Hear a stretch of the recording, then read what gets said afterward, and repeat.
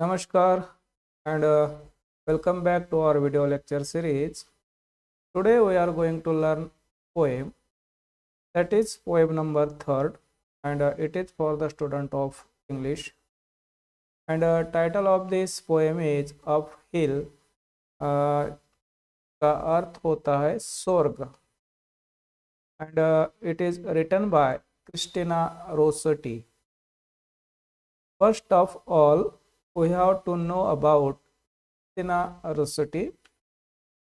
Uh, she was a prominent English poet known for her lyrical and devotional work. A key figure in the pre-Raphaelite movement, she often explored the theme of love, death, and faith. Her most famous collection, Goblin Market and Other Poems. Christina Rossetti एक अत्यंत सुप्रसिद्ध कवयित्री from England and lyrical and devotional work means उनके जो कविताएं होती है वो गीतात्मक और भक्तिपूर्ण रचनाएं होती है। और उनका जो प्रसिद्ध वर्क है goblin market and other poems. Then we have to know about the poem. अब हम इस कविता के बारे में शॉर्ट में बात करेंगे।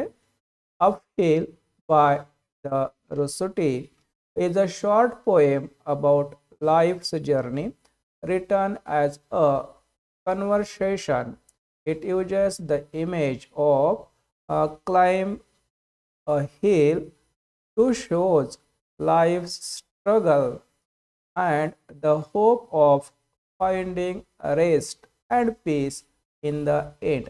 In short, uphill वैसे तो इसका मीनिंग होता है कि पहाड़ों पे चलना, लेकिन अपहिल को यहाँ पे पोएट ने एज अ हेवन मीन्स स्वर्ग के रूप में लिया हुआ है। और ये जो पोएम है इसमें एक डायलॉग है दोनों के बीच में, और वो डायलॉग के मदद से स्वर्ग तक की यात्राएं इंसान किस प्रकार से करता है, यानी जब से उसकी पैदाइश होती है when he born up to the death, मृत्यु के समीप जाने का जो उसका प्रवास होता है, that is like to climb a hill means एक आधे पहाड़ों पे चलने जैसा इंसान का एक प्रवास होता है जब से वो पैदा होता है तब से और जब उसकी मौत होती है तब तक। तो इसमें एक होप यानी आशा का भी एक रोल होता है उसके जीवन में, और अपने खुद का जो लाइफ स्ट्रगल है उसको भी वो यहाँ पे दिखाने का प्रयास कर रही है कवियत्री इस कविता के माध्यम से। तो इस पोएम की समरी हम जानेंगे। The poem uphill by Christina Rossetti is a reflective and allegorical poem in the form of question answer. It is a conversation between the speaker, means a man, a traveler, and the poet. Speaker filled with doubt and uncertainty, he asks questions about a journey they are about to undertake. The poem is a dialogue between a common man and a poet. ये जो कविता है एक संवाद है एक सामान्य मनुष्य और कवि के बीच में। एक सामान्य मनुष्य जो कि अपनी जीवन यात्रा शुरू करता है पैदा होता है तब से मरने तक, और इस प्रोसेस में ये जो जर्नी है, ये जो उसका प्रवास है, यहाँ पे life is a journey means इंसान का जीवन एक प्रवास है। और इस प्रवास के दौरान उसके दिमाग में, इंसान के दिमाग में बहुत सारे ख्यालात आते हैं, बहुत सारे शंकाएं आती है, और वो संदेह और उसकी लाइफ के बारे में जो अनिश्चितता होती है, अनसर्टिनिटी होती है, उसके बारे में उसके दिमाग में जो क्वेश्चन पैदा होते हैं उसके आंसर वो पोएट को यहाँ पे पूछता है। And poet trying to answer, और पोएट आंसर देने का प्रयास करता है, जिससे हमें ये सीखने को मिलता है कि हमारा लाइफ किस प्रकार से होता है। The traveler asks certain questions and the poet replies him. There is a deep sense of spirituality discussed in this poem, the word like of hell and very end gives a sense of heaven. तो इस poem में एक traveller जो कि हम सब इंसान और एक पोएट दोनों के बीच में एक डायलॉग है, और ये डायलॉग है अपने जीवन के बारे में, क्योंकि जीवन एक प्रवास है। और ये जो पोएम है इसका एक जो एक अंग है या एक पार्ट है, that is a spiritual, means ये डिस्कशन है स्पिरिचुअलिटी मीन्स आध्यात्मिकता के हिसाब से, यानी जीवन के तरफ देखने का एक आध्यात्मिक जरिया, और उसके ऊपर ये डायलॉग है जीवन के बारे में।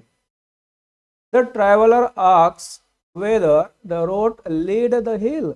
The poet tells this road not only takes to the top of the hill but to the very end, that is the heaven. The journey of long day from morning to night hints at human life, infant to the old age. अब ये जो traveller है एक इंसान है जो common इंसान है, वो पूछता है कवि को कि ये जो travelling up to the hill है जो मैंने शुरू करी है, यानी मैं जो जीना जी रहा हूँ या मैं जो लाइफ जी रहा हूँ और मुझे हिल पे पहुंचना है, मीन्स मेरे जीवन के अंत तक पहुंचना है, तो रियली मुझे हिल पे जाने के लिए यह प्रवास मदद करेगा, यानी मुझे जीवन के अंत तक जाने का मौका मिलेगा, यानी मैं स्वर्ग में पहुंच सकता हूँ, ये जर्नी मुझे स्वर्ग तक लेके जा सकती है, यानी मेरा जीवन और मेरा जीवन का ये संघर्ष, मेरा जीवन जीने का तरीका, मेरा जीवन जीने का स्ट्रगल क्या मुझे स्वर्ग दिलवा सकता है, क्या मुझे जन्नत दिलवा सकता है, जो कि मैंने सुबह से रात तक शुरू करा हुआ ये प्रवास है, यानी मेरे जन्म से ये प्रवास शुरू हो गया है और खत्म होगा मेरे मृत्यु के वक्त। तो ये जो प्रवास है क्या मुझे स्वर्ग दिलवा सकता है, इस प्रकार का एक क्वेश्चन यहाँ पे एक कॉमन इंसान कवि को पूछता है, और इसके ऊपर ऑब्वियसली कवि एक आंसर देता है, द ट्रैवलर इज वरीड। ये जो ट्रैवलर है, ये जो इंसान है, सब इंसान वरीड चिंताग्रस्त है about his stay there in the top. लेकिन अब उसको कवि ने बोल दिया कि हाँ ये प्रवास आपको वहां तक पहुंचा सकता है, यानी आपका जो प्रवास शुरू हुआ आपके जन्म से और जहाँ पे खत्म हो जाएगा मृत्यु के साथ, यानी आप एक हिल पे चढ़ सकेंगे, पहुंच जाएंगे, यानी स्वर्ग तक चले जाएंगे। तो अब इसको स्वर्ग की चिंता होती है इस इंसान को, और वो पूछता है he is worried about the stay to the top. वहां पे जाने के बाद, जहाँ पे मुझे जाना है वहां पे पहुंचने के बाद, मीन्स मेरे एंड तक पहुंचने के बाद वहां पे क्या होगा, स्वर्ग में क्या होगा, इसकी चिंता उसके दिमाग में आती है, इंसान के दिमाग में। The poet assured him of a nice resting place. तो इसके ऊपर पोएट उसको अश्योरेंस देता है, उसको एक खातरी देता है, एक गारंटी देता है कि डरो मत, डोंट वरी, घबराना नहीं, चिंता नहीं करना है, क्योंकि वहाँ पे आपको नाइस रेस्टिंग मिलेगी, मीन्स बहुत अच्छा आपको कंफर्ट वहाँ पे फील होगा, क्योंकि आपने बहुत सारा कष्ट झेला हुआ है अपनी जिंदगी में, और अंत के बाद आपको कुछ भी कष्ट नहीं होगा, क्योंकि जब आप up to the hill means सबसे ऊपर पहाड़ पे पहुंच जाएंगे, मीन्स स्वर्ग तक पहुंच जाएंगे, there is a resting place for you and it will be provide all type of comfort, means there is no any reason of worry, there is no any struggle, क्योंकि हमने जीते जी बहुत सारा स्ट्रगल कर लिया है और इसके बाद हमें मरने के बाद कुछ भी स्ट्रगल करने की जरूरत नहीं है। The poet calls it in, और ये पोएट उस जगह को यानी स्वर्ग को एक इन मीन्स एक होटल के रूप में देखता है, विच इज रिमार्केबल, जो कि बहुत ही महत्वपूर्ण है। उस होटल में हम रेस्ट के लिए पहुंच जाएंगे जहाँ पे हमें जाना ही होता है हमारे मौत के बाद, तो उस जगह को पोएट इन कहता है यानी होटल कहता है। Then the traveler asks whether he would meet fellow travelers in the course of his journey. The poet says that he would meet those who have gone before. The traveler asks if he would have to knock or call as a sign of its arrival. Last में हम सब इंसान, हमारे दिमाग में अलग अलग ख्यालात आते हैं। हमारा जो प्रवास शुरू होता है, journey of life from the birth to the death, तो इस प्रवास पे हम जब निकलते हैं तो साहजिक हमारे दिमाग में एक बात आती है कि इसके पहले तो बहुत लोग वहां पे पहुंच गए, सभी ने यह प्रवास पूरा किया हुआ है, जो जल में और जो मर गए। तो now the common man wanted to ask to the poet whether I can meet the traveller who have already undertaken such journey. क्या मेरे पहले जो लोग वहां पे पहुंच गए हैं वो मुझे मिलेंगे? मैं वहां पे पहुंच जाऊंगा तो मैंने मेरा प्रवास पूरा करा और एंड तक मैं पहुंच गया, मैं स्वर्ग तक पहुंच गया, तो जो पहले पहुंचे हुए हैं मेरे सगे सोयरे, मेरे मित्र, सब लोग, वो मुझे वहां पे मिलेंगे? तो पोएट बताए, surely you can meet all them. आपको सभी वहां पे मिलेंगे जो पहले से ये प्रवास पूरा करके वहां पे पहुंच गए हैं। तो उसके ऊपर इंसान पूछता है कि whether I should wait them, whether I should knock the door. क्या मुझे वहां पे बाहर इंतजार करना पड़ेगा उनको मिलने का, या उनके दरवाजे को नॉक करना पड़ेगा? जैसे कि हम जीते वक्त अर्थ पे करते, किसी के घर जाते मिलने को तो हमें नॉक करना पड़ता है, या तो दरवाजे के बाहर हमें वेट करना पड़ता है, कि यही परिस्थिति वहीं पे भी रहेगी? तो इस प्रकार का एक क्वेश्चन उसके दिमाग में आता है स्वर्ग के बारे में, और वो पूछ लेता है इस कवि को। तो इसके ऊपर कवि उसको आंसर देता है, the poet tells him that he need no have to wait. वहां पे किसी को इंतजार करने की कुछ जरूरत ही नहीं है। हमारे एंड में, हमारे मृत्यु के बाद किसी को मिलने के, कहीं पे जाने के और वहां पे वेट करने की हमें जरूरत है ही नहीं। वो सब जरूरत होती है वेट करने की अर्थ पे हम जब जीते हैं। हमने प्रवास ऑलरेडी खत्म कर दिया, हम अंत तक पहुंच गए। There is no any requirement of wait anything. तो वहाँ पे हमें किसी का इंतजार करने की बिल्कुल जरूरत है ही नहीं। You would not be kept standing at the door. और आपको किसी के दरवाजे के सामने खड़े रहने की भी जरूरत नहीं है। स्वर्ग के दरवाजे के बाहर आपको वेट करने की जरूरत नहीं है, क्योंकि आपका अंत समय आ गया। तो स्वर्ग के दरवाजे आपके लिए हमेशा ही खुले ही होते हैं, वहां पे आपको रोकने का कोई कारण ही नहीं है। He also tells that he would feel comfortable and the tiredness would not worry him। और वो ये भी बोलता है कि आपकी सब टायर्डनेस, थकान खत्म हो जाएगी, आपकी चिंताएं खत्म हो जाएगी, क्योंकि सब आपने भोग लिया है अर्थ पे, सब स्ट्रगल करा हुआ है। और इसके बाद आपके अच्छे दिन शुरू होने वाले हैं मृत्यु के बाद, जब जब जहाँ पे आपको कुछ काम करना नहीं है, आपको ना थकान होगी, ना आपको कुछ अनकंफर्टेबल फील होगा। इसके लिए वो बोलता है कि डोंट वरी, आपको अब कुछ भी चिंता करने की जरूरत नहीं है, क्योंकि आपका ये प्रवास अब एंड तक पहुंचने वाला है। Everybody who reaches there would be given bed. और वहां पे जो कुछ भी पहुंचता है उसके लिए एक बेड, एक बिछाना सुंदर सा कंफर्टेबल तैयारी रहता है स्वर्ग में हमारे मृत्यु के बाद, जो कि कभी कभी हमें तो इस जीवन में नहीं मिल सकता इतना comfortable. To take rest after the tiresome journey of life. Obviously हमारे लाइफ की जो जर्नी होती है वो तो बहुत स्ट्रगल पूर्ण होती है, बहुत थकावनी होती है, डरावनी होती है। और इतना सब करने के बाद जब हम अंत तक पहुंच जाते हैं तो उसके बाद कुछ भी कष्ट करने की जरूरत ही बाकी नहीं होती, सब कुछ हमने कर लिया होता है। और इसलिए एक आरामदायक बेड हमारा इंतजार कर रहा होता है हमारे अंत के बाद। Through this simple yet profound dialogue, Rossetti explores theme of life's hardness, the inevitability of death, and the hope for the eternal rest। तो ये बहुत सुंदर कविता, बहुत सीधी सी कविता, लेकिन बहुत ही मीनिंग पूर्ण, बहुत ही गहरा का मीनिंग इसमें है लाइफ के बारे में। तो इसमें लाइफ का हार्डशिप यानी जो कष्टप्रद हमारा जीवन होता है, और उसके बाद जो मृत्यु जो हमें आना ही है, उसे तो कोई रोक नहीं सकता। और फिर भी हमारे दिमाग में एक होप होती है कि चलो इस दुनिया के बाद अगली दुनिया में तो मुझे आराम मिले, मुझे सुकून मिले, मुझे सुख मिले। इस प्रकार का एक होप उसके दिमाग में होता है। और उसके भरोसे ही इंसान जीता है।